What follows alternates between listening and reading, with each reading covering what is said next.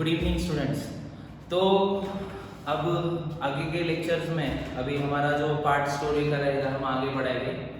अब एक बार स्टोरी को फिर से मैं तुमको बता देता हूँ कि हमने क्या स्टोरी देखी थी, अब तक का क्या सीन था। और उसके बाद आज के लेक्चर सबसे ज़्यादा इंपॉर्टेंट है, मैंने मेरे लास्ट लेक्चर में बोला था, जहाँ पे हम लोग आज के लेक्चर में डिस्कस करने वाले हैं जॉइंट स्टॉक कंपनी के बारे में, ठीक है, और कोऑपरेटिव सोसाइटी। ये दोनों फॉर्म ऑफ ऑर्गेनाइजेशन आज के लेक्चर में हमारी कंप्लीट हो जाएगी। अब सबसे पहले जॉइंट स्टॉक कंपनी और कोऑपरेटिव सोसाइटी ये दोनों के बारे में स्टार्ट करने से पहले हमारा स्टोरी पहले एक बार देख लेते हैं कैसा था। मिस्टर एक्स उसने एमबीए किया। एमबीए करने के बाद उसने सोचा कि फैमिली बिजनेस ज्वाइन करेगा, तो फैमिली बिजनेस ज्वाइन किया जहाँ पे सारे के सारे उसके फैमिली मेंबर्स थे। तो ऐसा बिजनेस जहाँ पे सारे के सारे लोग फैमिली मेंबर्स रहते हैं, ऐसे फॉर्म ऑफ ऑर्गेनाइजेशन को हम बोलते हैं जॉइंट इंटू फैमिली फर्म, या फिर उसका दूसरा नाम है Hindu undivided family. Hindu undivided family और जॉइंट इंटू फैमिली फर्म के लिए हमको हिंदू सक्सेशन एक्ट 1956 को फॉलो करना पड़ता है, जहाँ पे बोला गया है कि जॉइंट इंटू फैमिली फर्म में जो सीनियर मोस्ट मेंबर रहेगा, सबसे सीनियर मेंबर रहेगा, उसका हम कर्ता बोलेंगे, और बाकी के लोगों को क्या बोलेंगे, को पार्टनर्स। बाकी के लोगों को क्या बोलेंगे, को पार्टनर्स। तो यहाँ पे जॉइंट इंटू फैमिली फर्म में बोला गया है सिर्फ 3 जनरेशन को काउंट किया जाएगा। कर्ता सीनियर मोस्ट मेंबर रहेगा, ओनर रहेगा, को पार्टनर भी ओनर रहेगा। मतलब जॉइंट इंटू फैमिली फर्म के जितने भी प्रॉपर्टी, उन प्रॉपर्टीज के ओनर ये दोनों रहेंगे, ठीक है। मैनेजमेंट, डिसीजन मेकिंग और कंट्रोल, मैनेजमेंट, डिसीजन मेकिंग और कंट्रोल ये सिर्फ कर्ता के पास रहेगा। मतलब डिसीजन लेने का राइट सिर्फ कर्ता के, ऐसे को पार्टनर को डिसीजन लेने का राइट नहीं है, उनको चुपचाप सिर्फ डिसीजन को फॉलो करना है। तो अब अगर डिसीजन गलत हुआ, लिया किसने, कर्ता ने, तो रिस्पॉन्सिबल कौन रहेगा, कर्ता ही रहेगा। इसलिए उसका लायबिलिटी क्या रखा है, अनलिमिटेड। अनलिमिटेड मतलब if business assets are insufficient to pay third party liability, मतलब बैंक का लोन, क्रेडिटर्स, इनका पैसा देने के लिए बिजनेस के एसेट्स पूरे नहीं, मतलब सफिशिएंट नहीं, तो अब ऐसे केस में कर्ता का पर्सनल प्रॉपर्टी भी जाएगा। पर को पर्सन के पर्सनल प्रॉपर्टी की तरफ देखना भी मत, को पर्सन का पर्सनल प्रॉपर्टी को टच भी नहीं कर सकते। क्यों, उसका डिसीजन मेकिंग पावर है क्या, नहीं, तो सफर करेगा क्या, रिस्पॉन्सिबल रहेगा क्या, नहीं रहेगा। इसलिए उसका लायबिलिटी क्या रखा है, limited. Limited up to the amount of shares held by them in joint with the family firm, या फिर लिमिटेड अप टू द उनका शेयर जितना बिजनेस एसेट्स में joint with the family firm के, वहां तक उनका लायबिलिटी लिमिटेड है, ठीक है। तो उनका जो शेयरिंग पार्ट है, एसेट्स का जो शेयरिंग पार्ट है, वो उतने पार्ट तक उनका लायबिलिटी लिमिटेड है।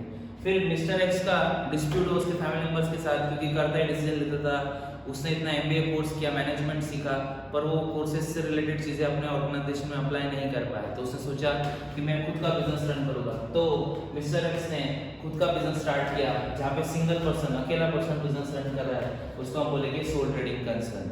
जैसे वहाँ पे एक्ट है, यहाँ पे कोई एक्ट नहीं, वहाँ पे रजिस्ट्रेशन करने की जरूरत नहीं। No minimum maximum number of members का लिमिट है, यहाँ पे कोई भी मिनिमम नंबर और मैक्सिमम नंबर का लिमिट नहीं, सिर्फ 3 जनरेशन काउंट होता है, इतना ही। यहाँ पे मिनिमम 1 है, मैक्सिमम भी 1 ही है।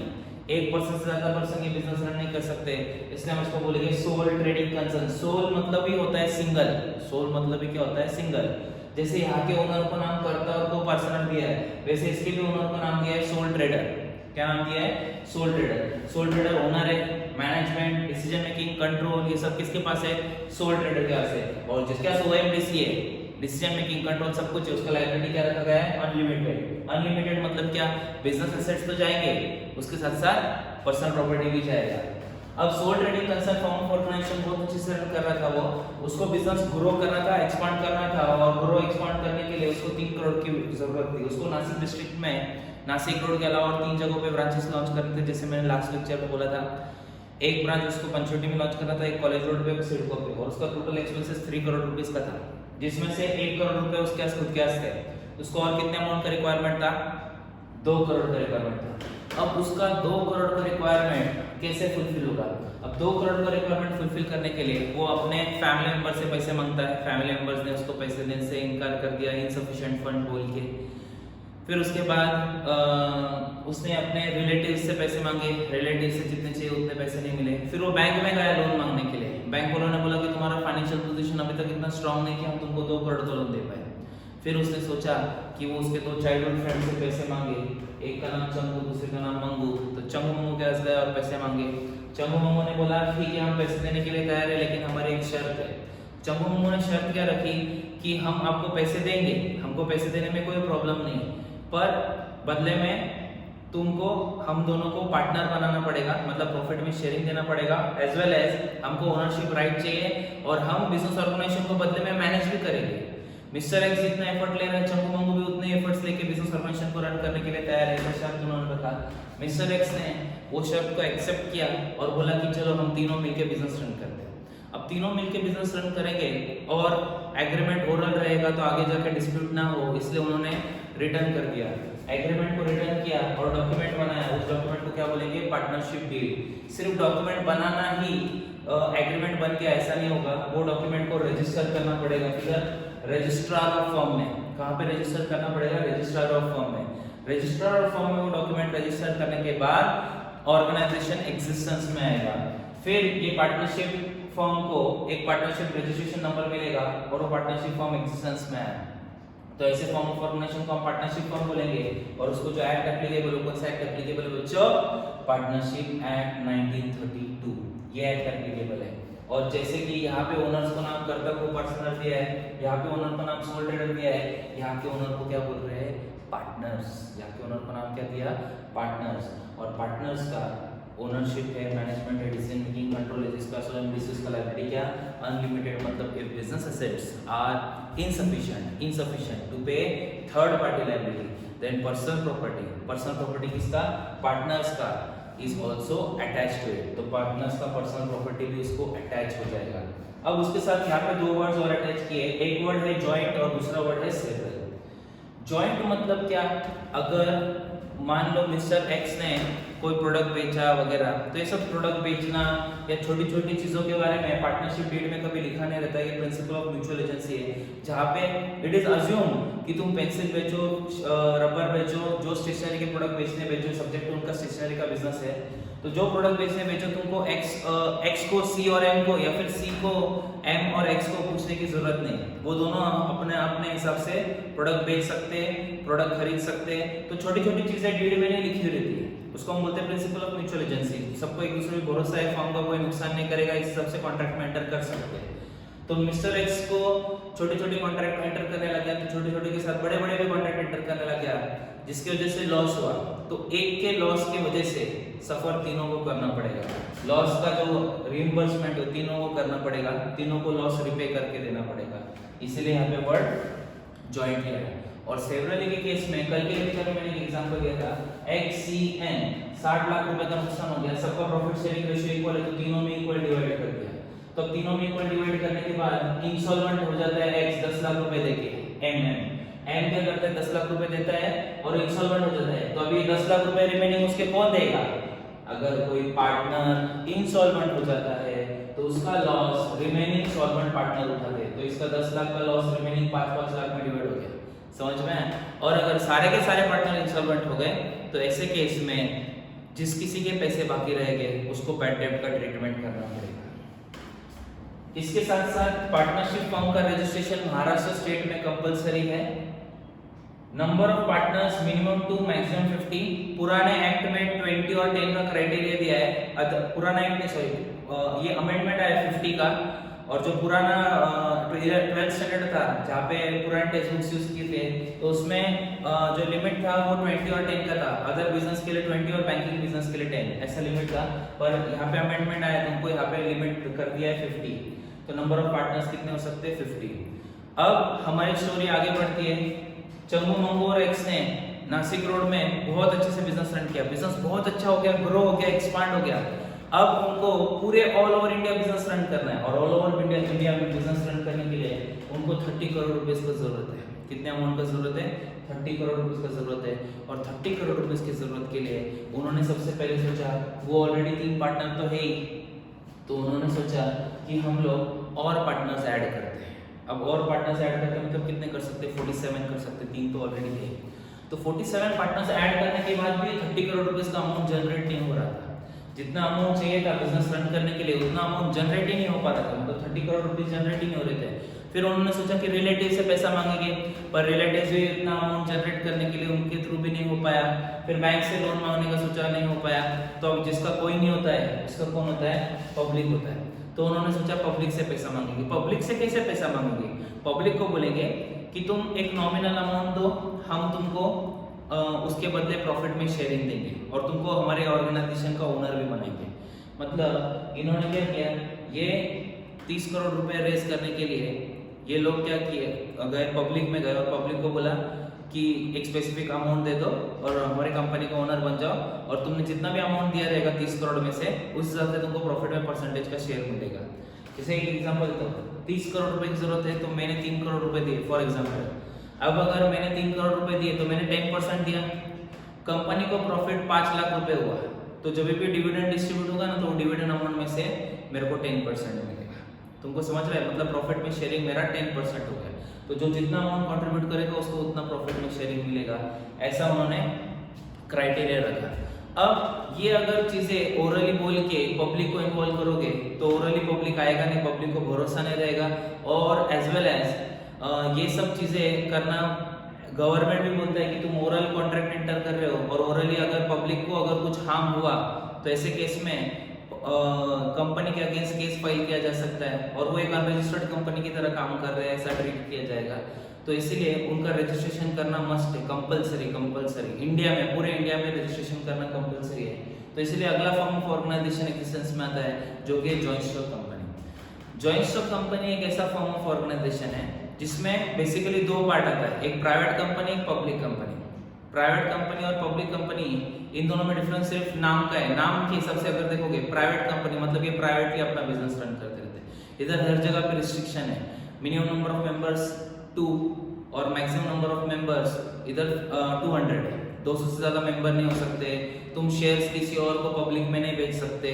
पब्लिक प्राइवेट कंपनी को रिस्ट्रिक्शन है, प्राइवेट है ना तो तुम प्राइवेट में बिजनेस करो, तुम पब्लिक में मत जाओ, ऐसा है उनका बोलना। तुमको शेयर इशू करना है तो पब्लिक में शेयर इशू करना अलाउड नहीं, मतलब शेयर बेचना अलाउड नहीं है। फिर तुमको डिबेंचर्स, डिपॉजिट वगैरह एक्सेप्ट करने हैं, ये भी पब्लिकली करना अलाउड नहीं है।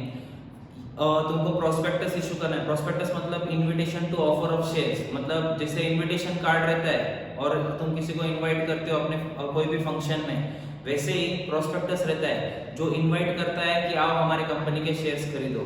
तो ये प्रोस्पेक्टस भी प्राइवेट कंपनी को इशू करना अलाउड नहीं पब्लिक में। तो ये सब रिस्ट्रिक्शंस प्राइवेट कंपनी को दिए गए क्योंकि उसका नाम ही प्राइवेट है। पब्लिक रिस्ट्रिक्शंस नहीं, फ्रीडम है, तुमको जिसको शेयर बेचना है बेचो, तुमको पब्लिक में शेयर इशू करना है बिंदास करो, तुमको डिबेंचर पब्लिक में इशू करना है बिंदास करो, पब्लिक में जो सिक्योरिटीज इशू करनी है बिंदास करो, क्योंकि नाम में क्या लिखा है, पब्लिक कंपनी। तो जॉइंट स्टॉक कंपनी में दो पार्ट है, पब्लिक कंपनी, एक प्राइवेट कंपनी, और उस हिसाब से ये फॉर्म ऑफ ऑर्गेनाइजेशन रहता है। अब जॉइंट स्टॉक कंपनी के बारे में बहुत सारी चीजें बताता हूँ।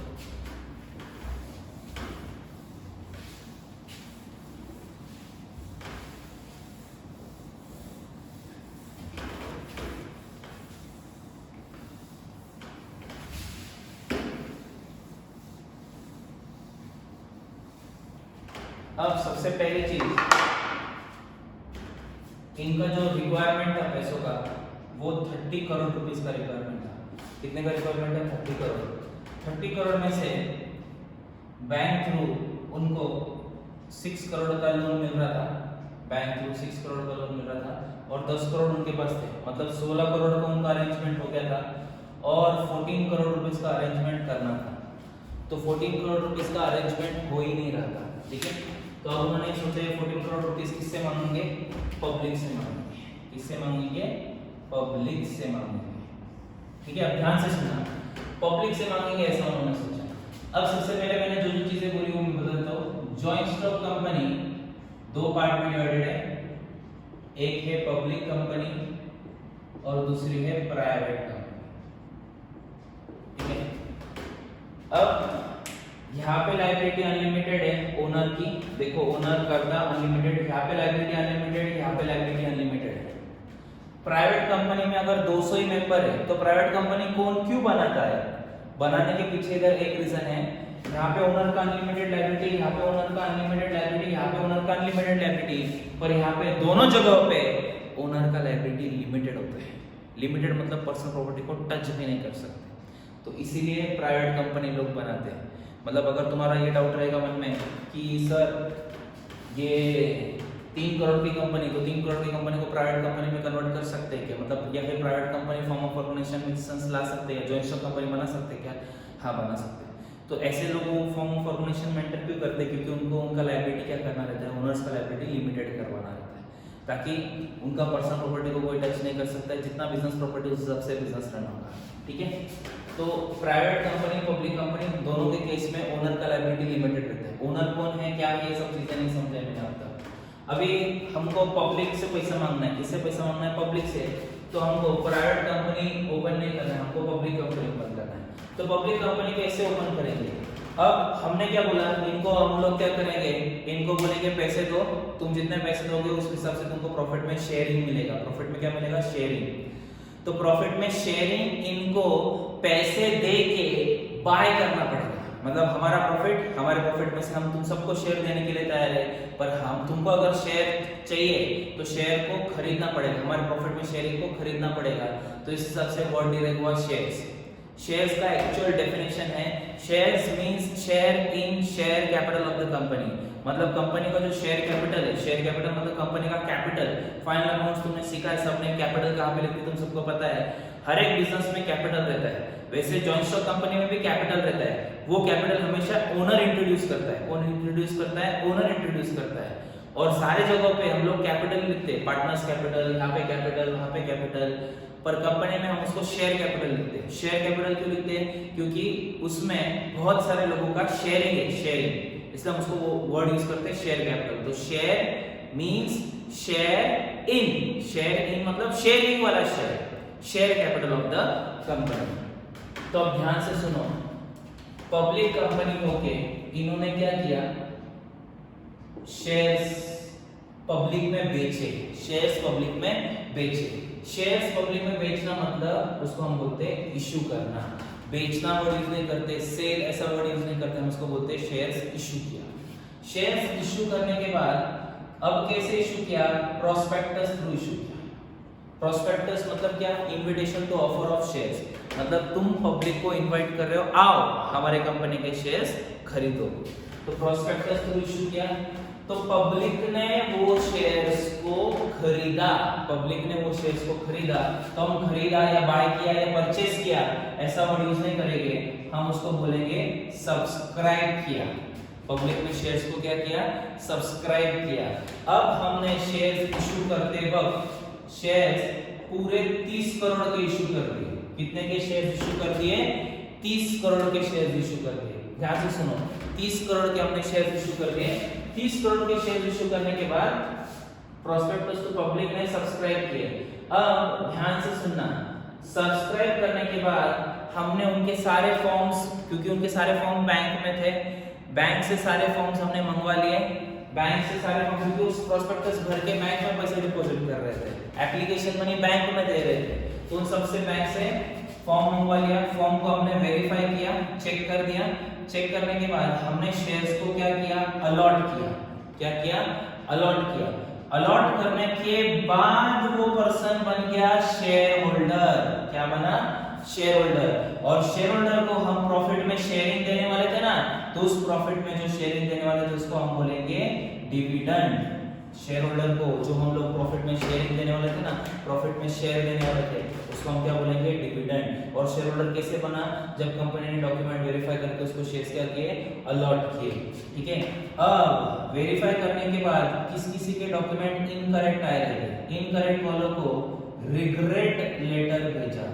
रिग्रेट लेटर मतलब उनको बोला कि thank you for showing interest in our company, we are very thankful कि आपने हमारे कंपनी में इंटरेस्ट दिखाया, हमारे कंपनी का शेयर खरीदा, पर अनफॉर्चुनेटली तुम्हारे डॉक्यूमेंट्स इनकम्प्लीट होने की वजह से तुमने साइन नहीं किया है, तुमने फॉर्म फिलअप ठीक से नहीं किया है, तुमने डॉक्यूमेंट्स अच्छे से अटैच नहीं किए, कोई डॉक्यूमेंट इनकम्प्लीट है, इसलिए हम तुमको शेयर्स अलॉट नहीं कर पाएंगे। और उनको रिग्रेट लेटर के साथ साथ रिफंड का चेक भी दिया। समझ में, क्योंकि उन्होंने जब शेयर सब्सक्राइब किए थे तब पैसे दिए थे, तो अब उनको रिफंड का चेक दे दिया गया है। अब वो प्रॉफिट में जो शेयरिंग मिलेगा उसको हम क्या बोलेंगे, डिविडेंड। अब जो शेयर होल्डर है 30 करोड़ के शेयर इशू किए, 30 करोड़ के शेयर इशू करने के बाद बहुत सारे शेयर होल्डर हैं। अब इतने सारे शेयर होल्डर्स मतलब इतने सारे कौन शेयर होल्डर, क्या बोला तुमने, ओनर बना दिया तुमने उनको कंपनी का, बोला ना तुमको प्रॉफिट में शेयर मिलेगा, तो शेयर होल्डर क्या बन गए, कंपनी के ओनर्स। अब share holders are the owners of the company. और ओनर्स को रिटर्न में डिविडेंड मिलेगा। अब इतने सारे ओनर हो गए, फॉर एग्जांपल 50,000 ओनर हो गए। अब 50,000 लोग एक साथ कंपनी ओपन करने के लिए आएंगे तो मैनेज हो पाएगा क्या? डिसीजन क्विक हो पाएगा क्या? बिजनेस ऑर्गेनाइजेशन में तुमको जो भी डिसीजन लेना है तो डिसीजन क्विकली लेना है, क्योंकि तुमको अपॉर्चुनिटी ग्रैब करना है तो क्विक डिसीजन मस्ट है। और इतने 50,000 लोग अगर एक साथ आएंगे तो तुम डिसीजन फटाफट ले पाओगे क्या? तो ये सब प्रॉब्लम तुमको फेस करने पड़ेंगे जॉइंट स्टॉक कंपनी ओपन करने के बाद। तो इस प्रॉब्लम से ओवरकम करने के लिए कंपनीज एक्ट क्या बोलता है ध्यान से सुनो। अब कंपनीज एक्ट मतलब क्या और ये कंसेप्ट क्या, ये सब समझाता हूँ। इसके पहले थोड़ी चीजें मैं तुमको रिवाइंड करके बताता हूँ। जॉइंट स्टॉक कंपनी का रजिस्ट्रेशन मस्ट है।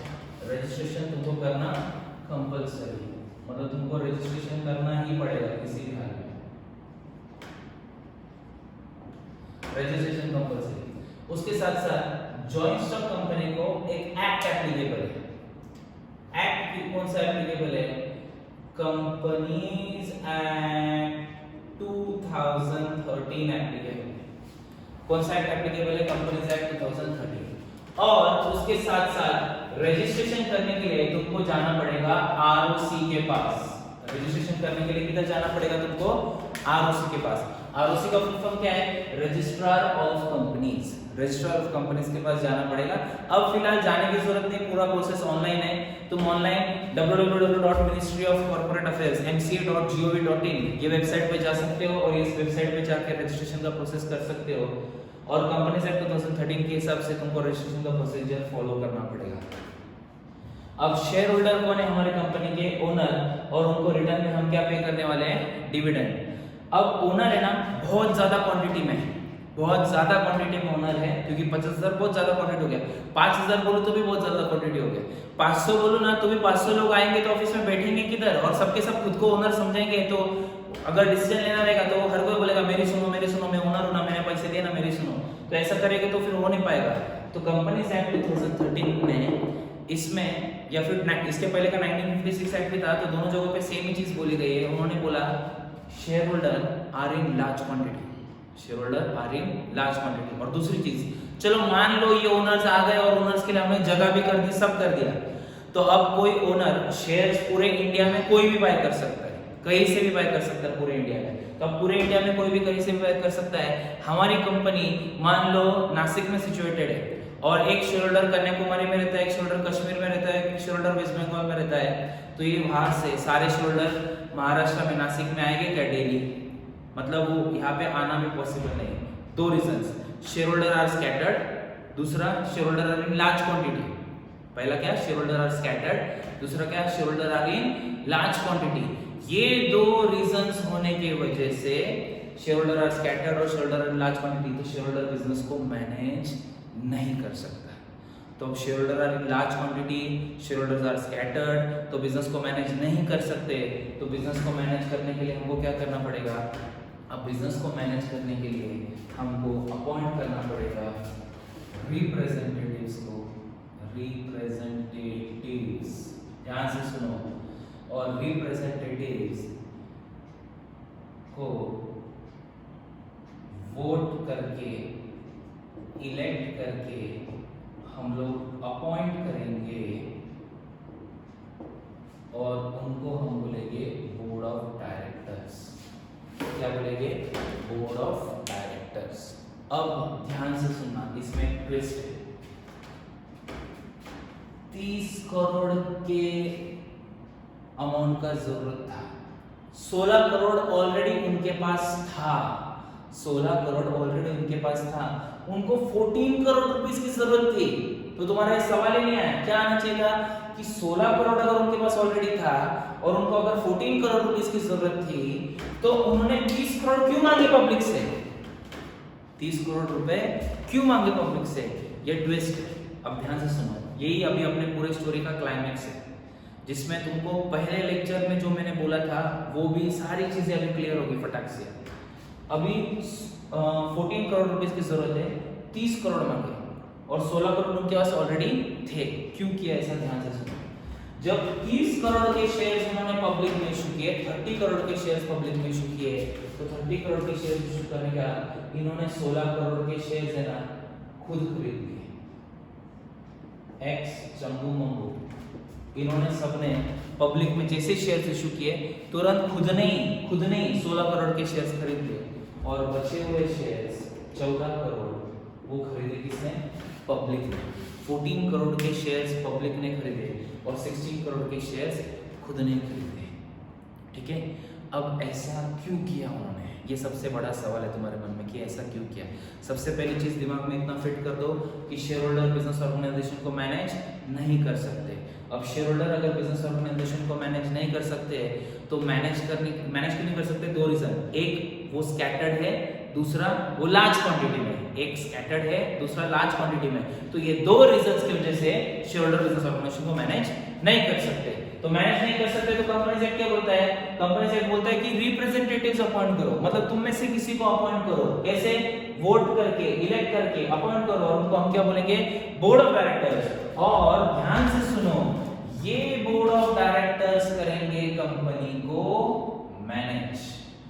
ठीक है, मतलब इनके पास मैनेजमेंट हो, मतलब ओनरशिप किसके पास दे दिया? शेयर होल्डर के पास, और मैनेजमेंट किसके पास दे दिया? बोर्ड ऑफ डायरेक्टर्स के पास। ठीक है, अब बहुत ज्यादा ट्विस्ट है और बहुत ज्यादा क्लाइमैक्स भी यहाँ पे है। ध्यान से सुनना, यहाँ पे 30 करोड़ के शेयर्स है। 30 करोड़ के शेयर्स में से 16 करोड़ के शेयर्स एक्स ने, सी और एम, इन तीनों ने खरीद लिए। अब इन तीनों ने खरीदे क्यों और 30 करोड़ के शेयर्स क्यों इशू किए? इसके लिए थोड़ा रिमाइंड करते हैं। मैनेजमेंट के पहले board of director, board of director के पहले अपॉइंट, अपॉइंटमेंट के पहले इलेक्ट और इलेक्ट के पहले वोट। बस वोट पे रुक जाओ तुम लोग। वोट करना मतलब वोट कौन करेगा? सबसे पहला क्वेश्चन ये कि वोट करेगा कौन? अब वोट करेगा ये तुम्हारा शेयर होल्डर। वोट कौन करेगा?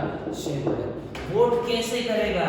वोट करेगा वो ऑर्डिनरी रेजोल्यूशन पास करके, ऑर्डिनरी रेजोल्यूशन पास करके वोट करेगा।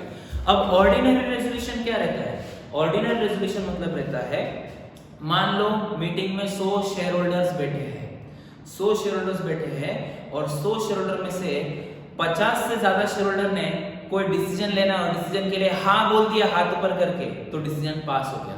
मतलब ऑर्डिनरी रेजोल्यूशन बोलता है कि 50% से ज्यादा लोगों ने हाँ बोलना चाहिए।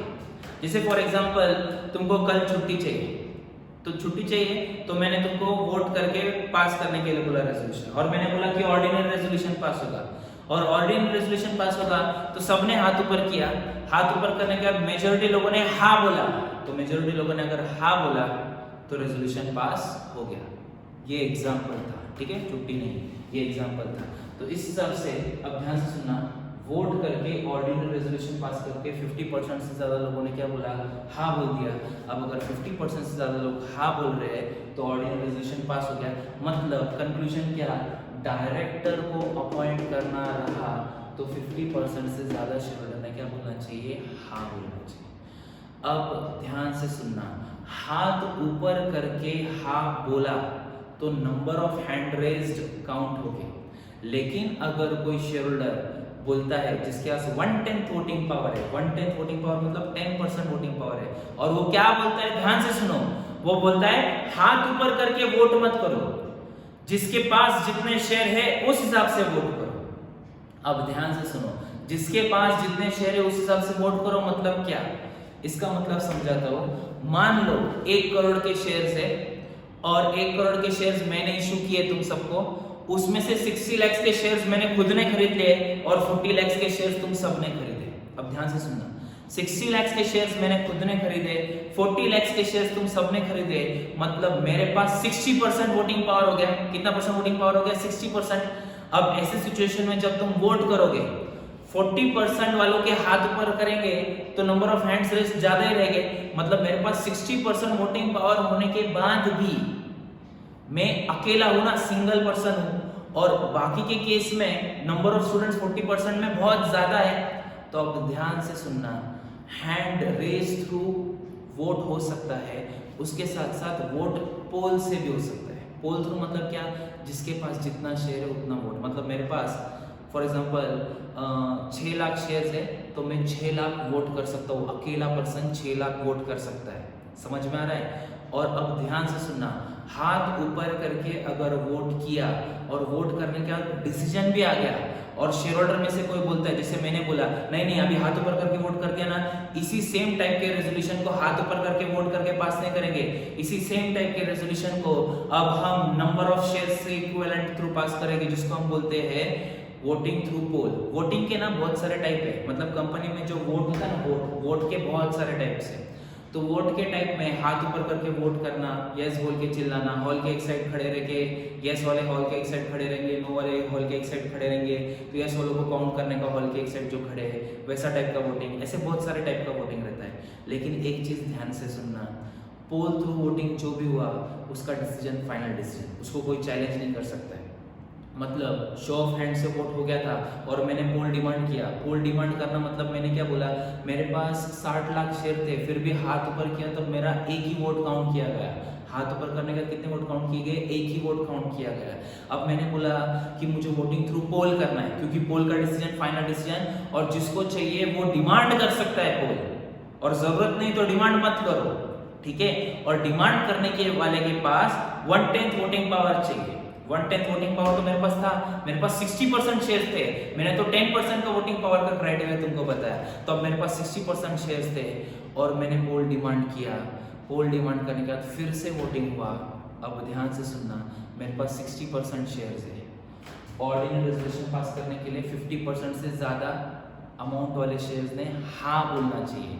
अब 1 करोड़ में से 60 लाख मेरे पास है, 40 लाख तुम सबके पास है, तुम लोग हाँ बोलो ना बोलो कुछ फर्क नहीं पड़ता है। मैंने हाँ बोला तो हाँ, मैंने ना बोला तो ना। अब ध्यान से सुनना, मैंने हाँ बोला तो हाँ, मैंने ना बोला तो ना, मतलब कंट्रोल किसके हाथ में आ गया, मेरे हाथ में। मतलब बोर्ड ऑफ डायरेक्टर्स जो कंपनी को क्या करने वाले हैं, मैनेज करने वाले हैं, और इन बोर्ड ऑफ डायरेक्टर्स को हमको वोट करके अपॉइंट करना है। और वोट कौन सा करना है, ऑर्डिनरी रेजोल्यूशन करना है। मतलब ऑर्डिनरी रेजोल्यूशन में 50% से ज़्यादा लोगों ने हाँ बोलना चाहिए और 50% से ज़्यादा शेयर तो मेरे अकेले के पास है। तो मतलब मैंने हाँ बोला तो हाँ, मैंने ना बोला तो ना। तो ऐसे केस में बोर्ड ऑफ डायरेक्टर्स को कंट्रोल कौन कर रहा है, मैं खुद कंट्रोल कर रहा हूँ।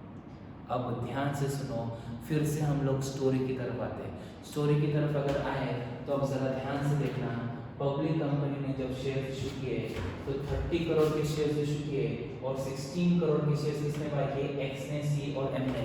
मतलब 50% से ज्यादा शेयर्स किसने बाय किए, इन तीनों ने मिलकर बाय कर लिए। अब 50% से ज्यादा शेयर्स इन तीनों ने मिलकर बाय कर लिए। अब ऐसे केस में ये तीनों लोग डायरेक्टर बताओ किसको बनाएंगे, ये तीनों लोग डायरेक्टर खुद को बनाएंगे। क्यों, क्योंकि वोट करके ऑर्डिनरी रेजोल्यूशन पास करके तुमको डायरेक्टर को अपॉइंट करना, जो क्या करेगा, कंपनी को मैनेज करेगा। शेयर होल्डर ओनर होने के बाद भी कंपनी को मैनेज कर पा रहा है क्या, नहीं। क्यों, 2 रीजन, एक स्कैटर्ड है, दूसरा लार्ज क्वांटिटी में, तो मैनेज नहीं कर पाएंगे। तो मैनेज करने के लिए रिप्रेजेंटेटिव्स वोट करके इलेक्ट करके अपॉइंट किए जाएंगे, जिसको हम क्या बोलेंगे, बोर्ड ऑफ डायरेक्टर्स। पर वोट कौन सा होगा, ऑर्डिनरी रेजोल्यूशन वाला वोट होगा। ऑर्डिनरी रेजोल्यूशन मतलब 50% से ज्यादा लोगों ने क्या बोलना चाहिए, हाँ बोलना चाहिए। और 30 करोड़ में से 50% से ज्यादा शेयर्स किसके पास है, इन तीनों के पास है। और बताओ ये तीनों किसको डायरेक्टर बनाएंगे, खुद को ही डायरेक्टर बनाएंगे। तो अब एक्स, सी और एम इन तीनों ने शेयर्स इशू किए, कंपनी भी खुद के पास ही रख ली, डायरेक्टर भी खुद के पास, पोजीशन भी खुद के पास, मैनेजमेंट भी खुद के पास, और उसके साथ साथ पैसे भी आ गए जितने चाहिए थे उतने। मतलब जॉइंट स्टॉक कंपनी एक ऐसा फॉर्म ऑफ ऑर्गेनाइजेशन है जहाँ पे तुमको कोई भी मदद नहीं करने को तैयार है, तो वहाँ पे तुमको पब्लिक हेल्प करेगा। और पब्लिक तुमको हेल्प करेगा, उसके साथ साथ तुम्हारी कंपनी उतनी अच्छी भी होनी चाहिए। मतलब पब्लिक पैसा इन्वेस्ट कर रहा है तुम्हारी कंपनी में, तो तुम्हारी कंपनी अच्छी रहेगी तो ही इन्वेस्ट करेगा। तो अब पब्लिक ने तुमको पैसे, क्योंकि वो कंप्लीटली ओनर बना रहेगा। और एक चीज समझ लेना, ये पब्लिक ने जो भी 30 करोड़ रुपए में से 14 करोड़ तुमको दिए, और फॉर एग्जांपल वो 14 करोड़ में से 1 करोड़ मैंने दिए थे फॉर एग्जांपल, तो 1 करोड़ रुपए मुझे वापस कब मिलेंगे कंपनी से, मुझे वो पैसे वापस मिलेंगे, मुझे वो पैसे वापस मिलेंगे कंपनी जब बंद हो जाएगी और सारे एसेट्स बेच देगी। सारे एसेट्स बेचने का जो पैसे आए उससे सारी लायबिलिटीज रिपे कर देगी। सारी लायबिलिटीज रिपे करने का सबसे लास्ट नंबर शेयर होल्डर का रहता है। सबसे आखिरी में अगर पैसे बचे तो हमको कुछ मिलेगा, नहीं तो हमको कुछ भी नहीं मिलेगा। हम ओनर्स हैं, हमको चुपचाप बैठना पड़ेगा। ये ऐसे टाइप के शेयर्स है जहाँ पे तुमको पैसा कब मिलता है, डायरेक्टली वाइंडिंग अप के वक्त। तो वाइंडिंग अप के वक्त मतलब कंपनी अगर 100 साल चली, 150 साल चली, 200 साल चली, तो हम तब तक तो जिंदा नहीं रहेंगे। कंपनी का वाइंडिंग अप के बारे में हम देखते तो नहीं बैठेंगे, सोचते तो नहीं बैठेंगे। अब ऐसे केस में क्या करेंगे, ऐसे केस में पब्लिक कंपनी में तुमको एक राइट दिया गया है, तुमको कंपनी का शेयर पसंद नहीं ना तो बेच दो शेयर। तुम किसी को भी शेयर्स बेच सकते हो, तुम शेयर ट्रांसफर कर सकते हो। पब्लिक कंपनी के शेयर्स फ्रीली ट्रांसफरेबल है। तो अब तुम किसी को शेयर ट्रांसफर करोगे, बेचोगे, तो तुमको पैसे देगा, तो विज्ञान तुम्हारा शेयर।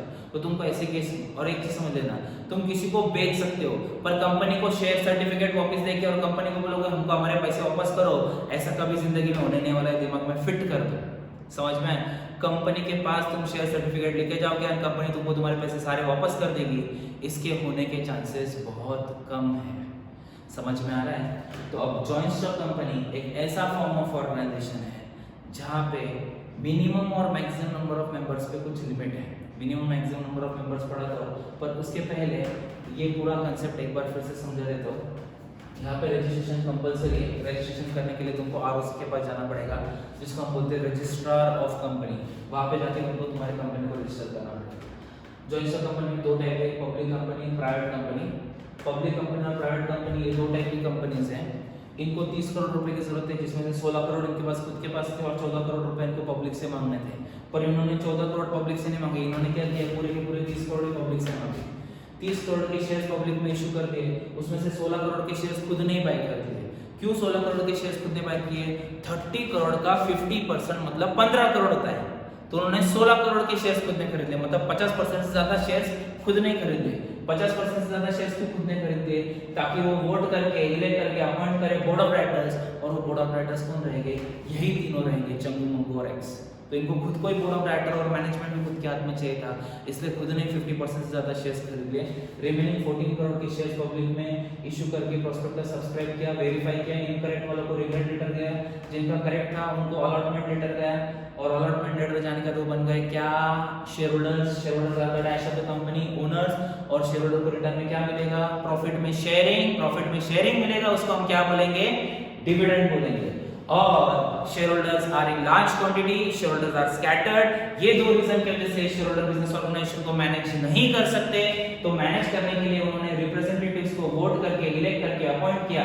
वोट कैसे किया? ऑर्डिनरी रेजोल्यूशन पास करके 50% से ज्यादा लोगों से हाँ बुलवाया और वोट करके इलेक्ट किया, जिसको हम क्या बोलेंगे? Board of directors. और ये बोर्ड ऑफ डायरेक्टर्स कंपनी को क्या करेंगे? मैनेज। और ये बोर्ड ऑफ डायरेक्टर्स कंपनी को मैनेज करेंगे। और ये सब स्टोरी में इन्होंने खुद ने 50% से ज्यादा शेयर्स खुद के पास रख लिए, और 50% शेयर्स खुद के पास रखने की वजह से अब यही कंपनी के डायरेक्टर्स बन गए, यही कंपनी को मैनेज करते हैं। अब ध्यान से सुनना, मेरा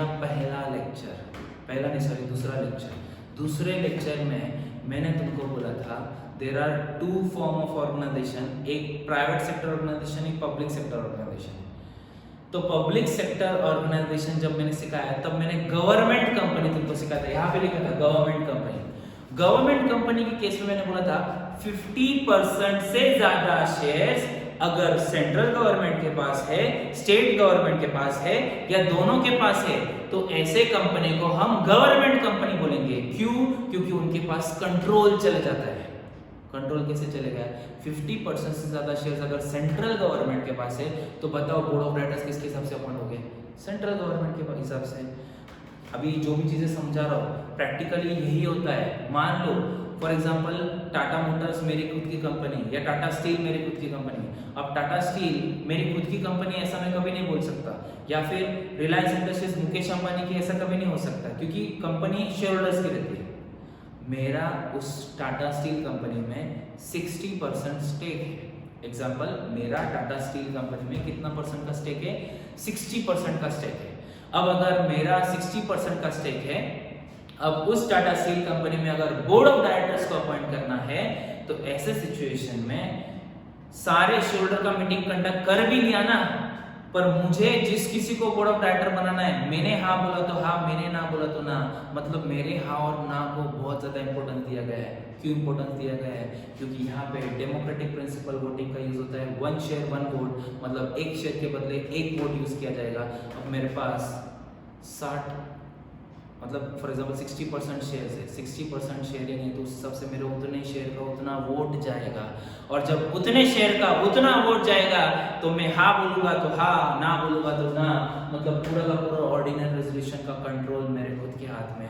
वैसे ही गवर्नमेंट कंपनी में अगर सेंट्रल गवर्नमेंट का, स्टेट गवर्नमेंट का या दोनों का मिला के 50% ज्यादा शेयर्स खुद के पास है, तो ऐसे केस में सेंट्रल गवर्नमेंट ही उस कंपनी को कंट्रोल कर रहा है, इसलिए वो कंपनी बन गई गवर्नमेंट कंपनी। क्या बन गई? Government company. अब अगर चंगू, मंगू और एक्स ने ये 16 करोड़ में से 2 करोड़ या 3 करोड़ भी किसी और को बेच दिए, तो अब मान लो 3 करोड़ के शेयर्स किसी और को बेच दिए उन्होंने, तो उनके पास हो गए 13 करोड़ के शेयर्स। अब 30 करोड़ में से 13 करोड़ के अगर उनके पास शेयर्स है, तो बताओ उनके पास कंट्रोल है या नहीं? उनके पास कंट्रोल नहीं, उनके हाथ से कंट्रोल चले गया। क्योंकि कंट्रोल करने के लिए तो हमारे पास कितने शेयर्स होने चाहिए? 50% से ज़्यादा शेयर्स होने चाहिए। अब 50% से ज़्यादा उनके पास है ही नहीं। अगर फॉर एग्जांपल 13 करोड़ आ जाते, तो 13 crore is not 50% of 30 crore. तो ऐसे केस में 15 करोड़ तो एटलीस्ट 15 करोड़ से ज़्यादा होना चाहिए था, पर 15 करोड़ के नीचे चले गया वो, मतलब उनके हाथ से कंट्रोल चले गया। अब उनके हाथ से अगर कंट्रोल चले गया, तो ऐसे केस में ऑर्डिनरी रेजोल्यूशन पास करके, वोट करके इलेक्ट शेयर होल्डर करेंगे, जिसको चाहिए उसको डायरेक्टर बनाएंगे। वो तीनों को डायरेक्टर बनाएंगे या नहीं बनाएंगे, इसकी पॉसिबिलिटी कम है। ये पूरा था कंसेप्ट जॉइंट स्टॉक कंपनी से रिलेटेड। इसके साथ साथ कुछ चीज़ें रह गई समझाने की, और बताता हूँ मैं तुमको, ठीक है? मैं सारी चीज़ें मेजॉरिटी तुमको जो डाउट्स आ सकते हैं, वो सारी चीज़ें इस पूरे पार्ट में मैं कवर अप कर चुका हूँ। इसके अलावा तुमको कुछ पूछना है तो तुम पूछ सकते हो, पर ये सीखने के साथ साथ एक बार जो स्पेसिफिक सिर्फ ओसी है, जिनका मैथ्स नहीं है, तुमको अगर जनरल नॉलेज के लिए मेरा एसपी का formation of joint stock company का लेक्चर देखना है, तो इससे रिलेटेड तुमको और भी कुछ डाउट्स आए रहेंगे, तो सारे डाउट्स उधर कवर हो जाएंगे। क्योंकि जिनका 11th में खुद का मैथ्स था, एसपी नहीं था, और तो तुमको ये सब चीज़ें बेसिक चीज़ें समझ में आ गई रहेगी। क्योंकि मैंने बहुत सारे स्टूडेंट्स को समझाया, पर कुछ स्टूडेंट्स ऐसे रहेंगे जो मेरे पास नहीं थे 11th स्टैंडर्ड के लिए, तो भी तुमको बहुत सारी चीज़ें बहुत डिटेल में समझाया। इनकेस इससे रिलेटेड डाउट रहेगा तो तुम पूछ सकते हो। एसपी वालों ध्यान से सुनना, जब तुम्हारा एसपी का लेक्चर होगा, फॉर्मेशन ऑफ कंपनी होगा, मैथ्स वालों तुमको फॉर्मेशन ऑफ कंपनी देखना तो तुम भी देख सकते हो, तुम्हारी मेजॉरिटी चीज़ें वहाँ पे कवर अप हो जाएगी। फॉर्मेशन ऑफ कंपनी में इसको तो वो भी तक बहुत डिटेल में समझाना बाकी, इशू, सब्सक्राइब, फिर प्रोस्पेक्टस, सब्सक्रिप्शन कितना % होना चाहिए, क्या होना चाहिए, वो सब चीज़ें अपन डिटेल में एसपी के लेक्चर्स में पढ़ेंगे। अभी फिलहाल के लिए मैंने सिर्फ जॉइंट स्टॉक कंपनी का ओसी से रिलेटेड कितना यूज़ है, ओसी सब्जेक्ट में कितना यूज़ है, उससे रिलेटेड जितना मैक्सिमम बता सकता उतना मैंने तुमको मैक्सिमम चीज़ें बताई है। अब ध्यान से सुनना, अगला इंपॉर्टेंट पार्ट बता रहा हूँ मैं। यहाँ पे ओनर्स कौन है? Share holders. Owners share holders है, और हमने क्या देखा है, जिसके पास सिर्फ ओर है तो उसका लायबिलिटी क्या है? लिमिटेड। तो यहाँ पे भी ओनर्स का लायबिलिटी लिमिटेड। तो लिमिटेड है तो कहाँ तक लिमिटेड है? अब मान लो तुम्हारे पास 10 रुपए का शेयर है, तुम्हारे पास कितने का शेयर है? 10 रुपए का। 10 रुपए के शेयर में से 6 रुपए तुमने पे कर दिया, 4 रुपए तुम्हारा पे करना बाकी है। तो 4 रुपए जो पे करना बाकी है, उस अमाउंट को मैं अनपेड अमाउंट ऐसा बोल सकता हूं ना? तो लायबिलिटी हमेशा ओनर्स की रहती है। ओनर कौन है? Share holder. Liability of share holder is limited. Is क्या? Limited. Liability of share holder is limited up to the unpaid amount of shares held by him या देम। अब ध्यान से सुनना, 10 रुपए का एक शेयर था, 6 रुपए दे दिया, बचा कितना? 4 रुपया। तो अब अगर 4 रुपए बाकी है, तो शेयर होल्डर का लायबिलिटी सिर्फ 4 रुपए तक का है। उसकी करोड़ों की भी प्रॉपर्टी रही, तभी भी वो 4 रुपए देगा, उसके ऊपर 1 रुपया नहीं देगा। समझ में आया? तो liability of share holder is limited up to the unpaid amount of shares held by them. उनके पास अनपेड अमाउंट के शेयर जितने भी है, उस हिसाब से उनका लायबिलिटी रहेगा। तो liability of share holder is limited up to the unpaid amount of shares held by them. अब इसके साथ साथ और एक इम्पोर्टेंट पार्ट समझाना मुझे। अभी इन तीनों को डायरेक्टर बना दिया, ये डायरेक्टर अपना चंगू, ये डायरेक्टर मंगू और ये एक्स, ये 3 डायरेक्टर बन गए। ठीक है, ये तीनों डायरेक्टर की पोजीशन पे आ गए, उन्होंने बिजनेस ऑर्गेनाइजेशन को मैनेज करना स्टार्ट किया। इसके साथ साथ मैं कुछ और तुमको चीजें समझाने वाला हूँ अभी।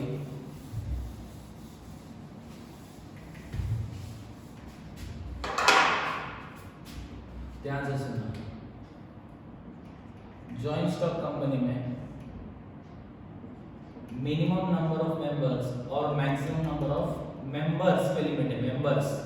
मेंबर्स मतलब ही शेयर होल्डर्स होता है। मेंबर्स मतलब ही क्या होता है? Share holder. दोनों में सिर्फ एक ही फर्क है, जिनका नाम रजिस्टर ऑफ मेंबर्स, मतलब तुम्हारे कंपनी के ये शेयर्स अलॉट किए तुमने, शेयर्स अलॉट करने के तुम्हारे पास रजिस्टर में रिकॉर्ड होना चाहिए ना कि तुम्हारे कौन से शेयर होल्डर है, ताकि डिविडेंड देना रहेगा तो तुम्हारे पास शेयर होल्डर का लिस्ट रहेगा, उनके एड्रेस पे तुम डिविडेंड का चेक भेज सकते हो। अभी तो ईसीएस है फिलहाल, ऑनलाइन तुम उनके अकाउंट में ट्रांसफर कर सकते हो। लेकिन जिनकी अनलिस्टेड कंपनी है, अनलिस्टेड मतलब आज भी पेपर वर्क चल रहा है जिस कंपनी में, तो उस कंपनी में आज भी रजिस्टर्स मेंटेन की जाती है जिसमें शेयर होल्डर के नाम लिखे हुए रहते हैं। उस रजिस्टर को हम बोलेंगे रजिस्टर ऑफ मेंबर्स, इसलिए उनको हम मेंबर्स बोलते हैं। बाकी मीनिंग में कोई फर्क नहीं, राइट्स में कोई फर्क नहीं, दोनों के सेम राइट्स है। अब मिनिमम और मैक्सिमम का दो जगहों पे लिमिट है, पब्लिक और दूसरा private. Minimum number of members public company में 7 है और मैक्सिमम अनलिमिटेड। मैक्सिमम कितने? अनलिमिटेड। अनलिमिटेड लोग ओनर बन सकते हैं, अनलिमिटेड लोग ओनर बन सकते हैं। और प्राइवेट कंपनी में मिनिमम 2 है और मैक्सिमम 200 है। प्राइवेट कंपनी में 200 ही लोग मेंबर्स बन सकते हैं, ओनर बन सकते हैं, पर पब्लिक कंपनी में अनलिमिटेड लोग ओनर बन सकते हैं। जॉइंट स्टॉक कंपनी में अनलिमिटेड लोग अगर मेंबर बन सकते हैं, मतलब अनलिमिटेड पैसा। एक चीज दिमाग में फिट कर देना, जॉइंट स्टॉक कंपनी में जितना पैसा है उतना पैसा किसी फॉर्म ऑफ ऑर्गेनाइजेशन में नहीं। Huge capital. अब अगर तुम लोग जॉइंट हिंदू फैमिली फर्म देखते हो, जो इसके पहले रब करने से पहले मैंने लिखा था, जॉइंट हिंदू फैमिली फर्म में जितने फैमिली मेंबर्स पैसा इंट्रोड्यूस कर सकते हैं उतना ही पैसा रहेगा, उससे ज्यादा नहीं रहेगा। मतलब वहाँ पे लिमिटेशंस है, तो वहाँ पे पैसा कम है। Sole trading concern, sole trading मतलब सोल ट्रेडर, सिंगल ट्रेडर, अकेले पर्सन के पास जितना पैसा है उतना पैसा बिजनेस में इंट्रोड्यूस कर सकते हैं। पार्टनरशिप फर्म में मैंने तो बोला था 50 मैक्सिमम पार्टनर है, 50 पार्टनर्स हो सकते हैं, 50 लोग जितना पैसा जनरेट कर सकते हैं उतना पैसा पार्टनरशिप फर्म में। प्राइवेट कंपनी में 200 मेंबर है तो 200 मेंबर जितना पैसा जनरेट कर सकते हैं उतना है। पर यहाँ पे क्या है? अनलिमिटेड। करोड़ों लोग पैसा दे सकते हैं, लाखों लोग पैसा दे सकते हैं, जितने चाहिए उतने पैसे आ ही सकते हैं। तो ऐसे केस में यहाँ पे कैपिटल बहुत ज्यादा ह्यूज कैपिटल जनरेट हो सकता है। तो पब्लिक कंपनी एक ऐसी टाइप की जॉइंट स्टॉक कंपनी है जहाँ पे पैसा सारे फॉर्म ऑफ ऑर्गेनाइजेशन से सबसे ज्यादा पैसा तुरंत इंट्रोड्यूस भी हो जाता है और बिजनेस ऑर्गेनाइजेशन फटाफट ग्रो भी हो जाता है। पर वहाँ पे रूल्स रेगुलेशन भी बहुत ज़्यादा है, क्योंकि यहाँ पे इन्वॉल्व कौन है? यहाँ पे इन्वॉल्व है, अगर ध्यान से देखोगे इस नाम में क्या लिखा है? पब्लिक। यहाँ पे इन्वॉल्व कौन है? पब्लिक। तो अब अगर पब्लिक इन्वॉल्व है तो पब्लिक का पैसा सेफ होना चाहिए, तो सेफ होना चाहिए, सिक्योर्ड होना चाहिए, इसलिए उसके ऊपर रूल्स रेगुलेशंस भी बहुत ज़्यादा लेवल के इम्पोज किए गए। तो बहुत ज़्यादा रूल्स रेगुलेशंस वगैरह इम्पोज किए गए, ठीक है। अब हम लोग आगे की पार्ट की तरफ बढ़ते हैं, आगे की स्टोरी की तरफ बढ़ते हैं। ये पूरा जॉइंट स्टॉक कंपनी से रिलेटेड मैंने तुमको बहुत सी सारी चीज़ें समझा दी है। अब चंगू मंगू और एक्स, इन्होंने जॉइंट स्टॉक कंपनी फॉर्म करके पूरे इंडिया में बहुत अच्छा बिजनेस रन किया। अब बहुत अच्छा बिजनेस रन किया तो अब उन्होंने सोचा, अभी ध्यान से सुनो, जब जॉइंट हिंदू फैमिली फर्म था तो वहाँ पे फॉर्म ऑफ ऑर्गेनाइजेशन में सबका मोटिव प्रॉफिट मोटिव रहता है। यहाँ पे सोल ट्रेडिंग कंसर्न में प्रॉफिट मोटिव रहता है, पार्टनरशिप फर्म में प्रॉफिट मोटिव रहता है, जॉइंट स्टॉक कंपनी में ऑफ कोर्स प्रॉफिट मोटिव ही रहता है। तो अब उन्होंने सोचा कि हम सर्विस मोटिव के हिसाब से एक ऑर्गेनाइजेशन रन करते हैं। तो उन्होंने फॉर्म किया अगला organization, fifth cooperative society. Cooperative society is the fifth form of organization जहाँ पे कंप्लीट मोटिव सर्विस मोटिव रहता है। सर्विस मोटिव, प्रॉफिट मोटिव के लिए काम ही नहीं करते। यहाँ पे वोटिंग राइट भी इक्वल लेवल पे दी जाती है। मतलब अगर कोऑपरेटिव सोसाइटी में मेरे पास 1 करोड़ के शेयर है और किसी के पास 1 शेयर है, सिर्फ 1 शेयर, मेरे पास 1 करोड़ शेयर और उसके पास 1 ही शेयर, मैं एक ही वोट कर सकता हूँ, वो भी एक ही वोट कर सकता है। इक्वल वोटिंग राइट, सबको इक्वल वोटिंग राइट है। यहाँ पे वैसा नहीं, यहाँ पे 1 करोड़ शेयर तो 1 करोड़ वोट, उसके पास 1 शेयर तो वो एक ही वोट। मतलब 1 करोड़ शेयर वाला 1 वोट पे डोमिनेट कर सकता है, उसको डोमिनेटिंग पोजीशन पे मैं आ गया और उसको हमेशा मैं नीचे दिखा सकता हूँ और मैं जैसा बोलूँगा उस हिसाब से होगा वोटिंग।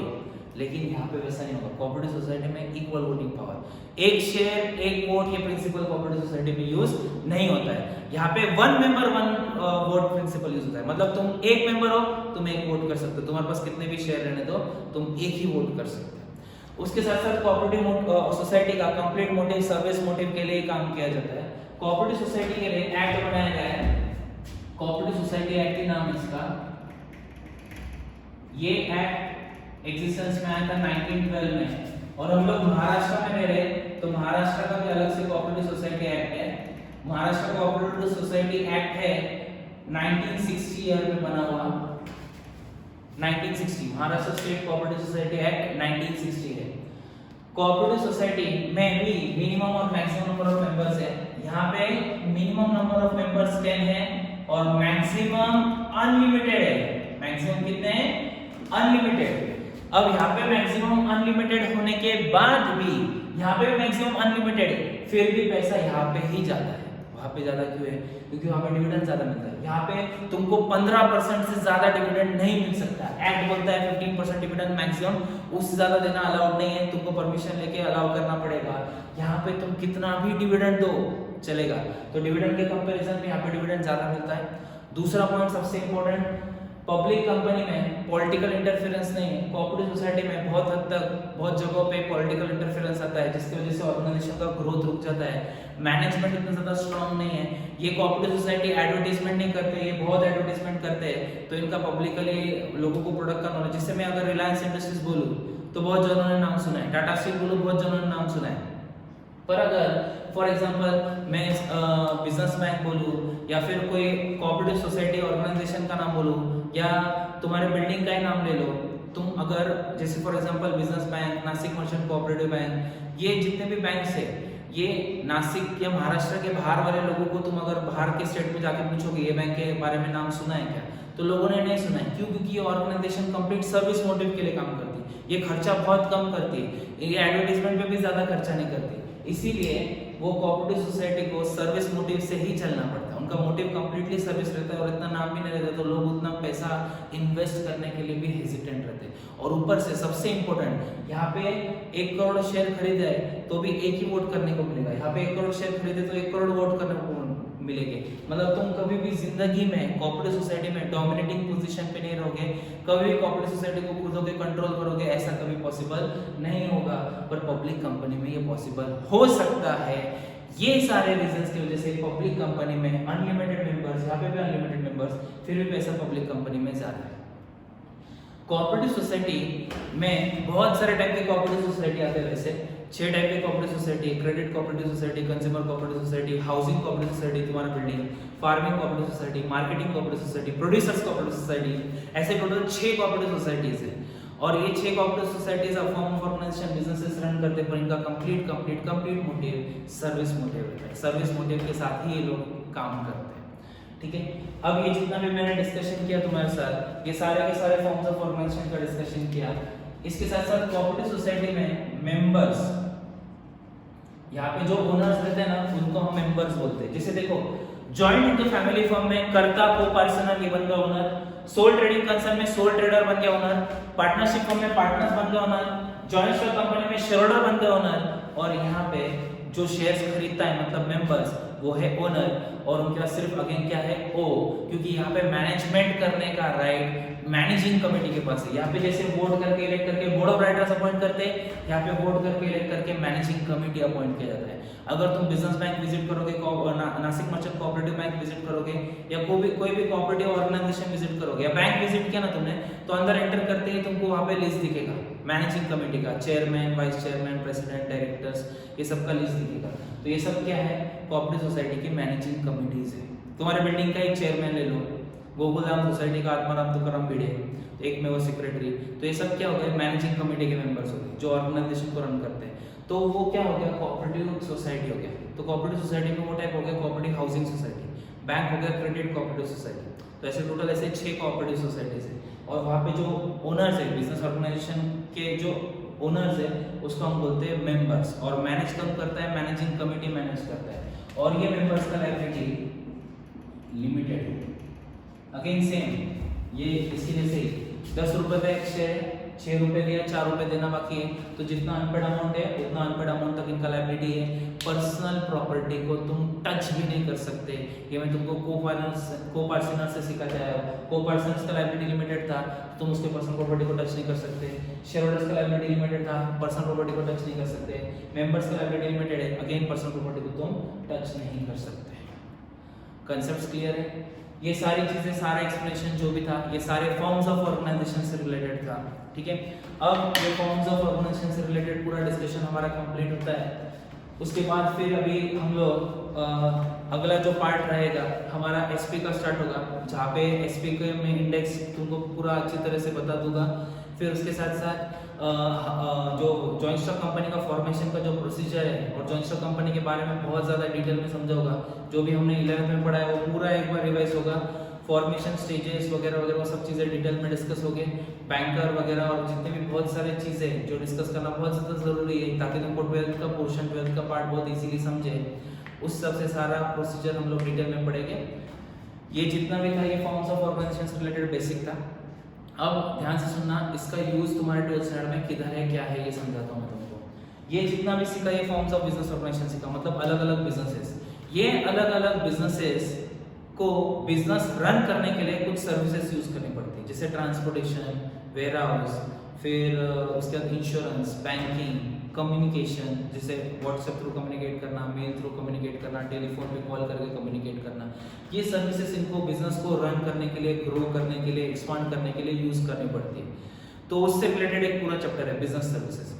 फिर ये बिजनेस को अगर हम लोग ऑनलाइन लेकर आएंगे, ऑनलाइन जैसे फ्लिपकार्ट पे प्रोडक्ट बेचेंगे या फिर इनका अपना खुद का वेबसाइट बना के हम लोग वो प्रोडक्ट को मार्केट में बेचेंगे, तो ऑनलाइन लेकर आएंगे तो ऑनलाइन का प्रोसेस क्या रहेगा, उसके लिए चैप्टर है इमर्जिंग मोड्स ऑफ बिजनेस।